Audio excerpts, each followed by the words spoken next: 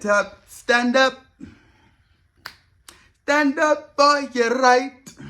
Man, what is up, YouTube? Welcome back to my channel. It's your boy D Dyson.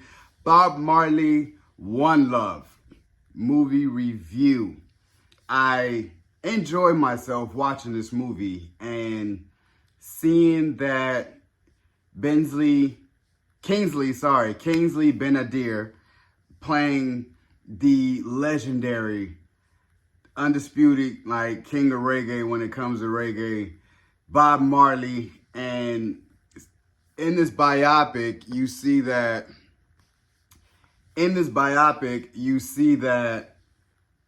the spirit and the soul and the essence of Bob Marley really passed through Kingsley as he really dons Bob Marley. Like, with this movie, I really enjoy it.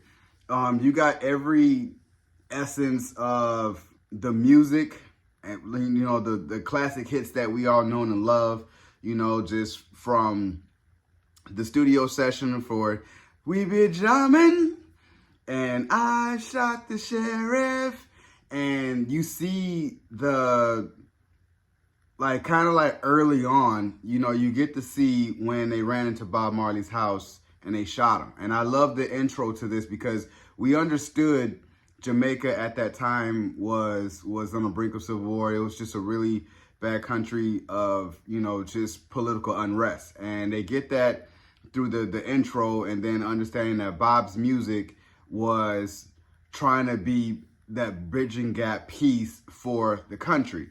And he was throwing on those concerts to kind of bring about, like, hey man, y'all need to chill, that type of stuff. And because the message was just love each other, and it was just pure love, and you could tell that that was natural for him.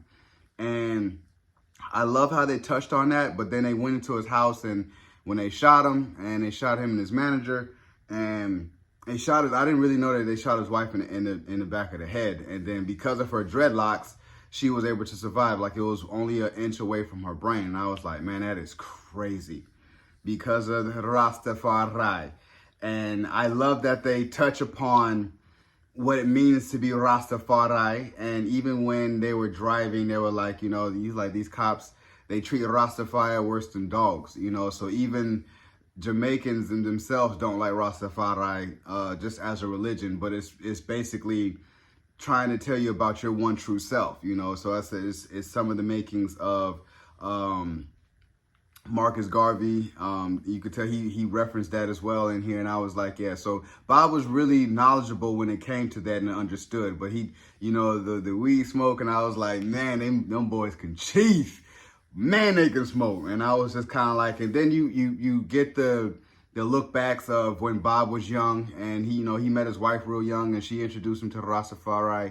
And I was just kind of like enamored with, she's been with him through the whole beginning. I loved when they went to the Jamaican recording studio session, and pretty much like the owner and the producers, like, you know, had a gun out to the other group, like, get out of here, get out of here. And they were kind of like flipping, you know, like flipping out. And it was like, man, y'all trying to make bad music too. Like, if not, get out of here.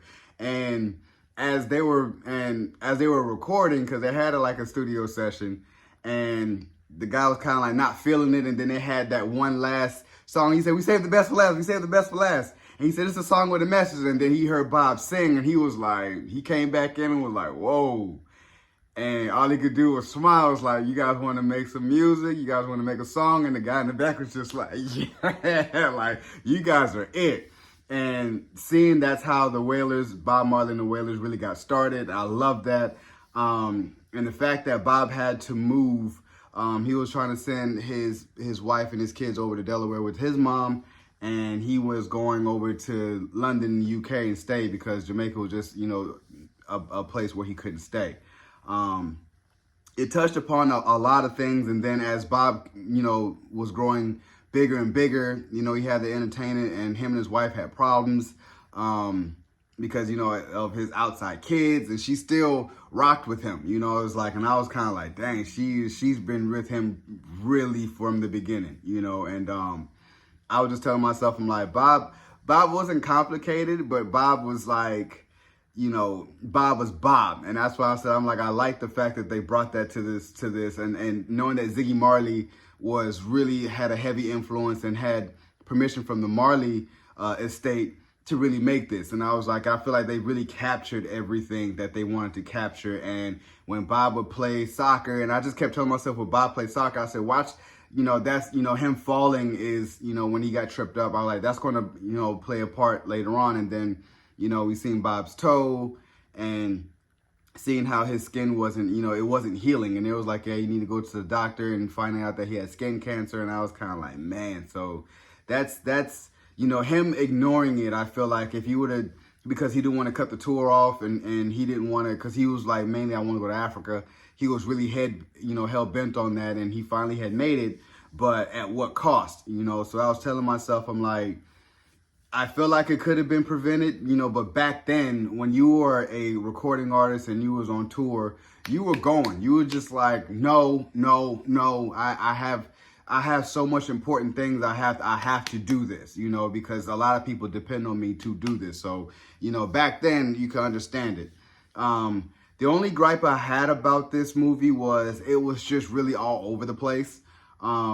I wish that they would have just stuck with the beginning of the beginning parts of the Wailer, Bob and the Wailers, and him coming up, and then they would have jumped into the concerts and the political unrest and what he was doing, then him leaving and then coming back, and because it kind of really jumped around. Then finally at the end you had that One Love concert where Bob came home and they just was like embracing him, like finally he came back home, and he had that One Love, like they showed his most dominant album was Exodus, and that's the album that had Jammin', One Love, I Shot the Sheriff. So it was like he had like a classic album that stands, that like it's a true timeless album, and he got to perform that in Jamaica and held the two politicians' hands and was like, this is what it's about, like trying to have his country stop fighting, like we'll be okay.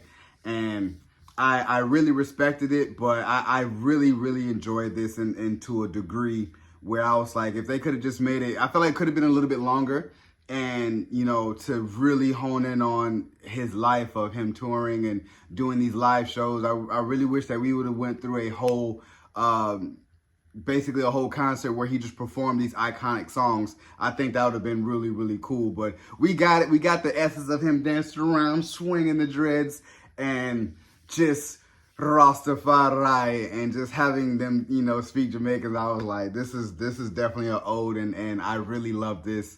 I definitely can't wait to watch this again when it comes out on streaming services. So, I do give this a 7.5 out of 10. Brad Pitt is also attached to it as an executive producer, because I feel like with Brad Pitt, I think that he and Angelina was like, they let their kids listen to Bob Marley more than anything. So I think that he was like, I want to get this movie made, and I respect him for that. So you guys enjoyed my review of Bob Marley, One Love. Subscribe to my channel, post a comment down below, and like the video. It's your boy, D Dyson. Peace.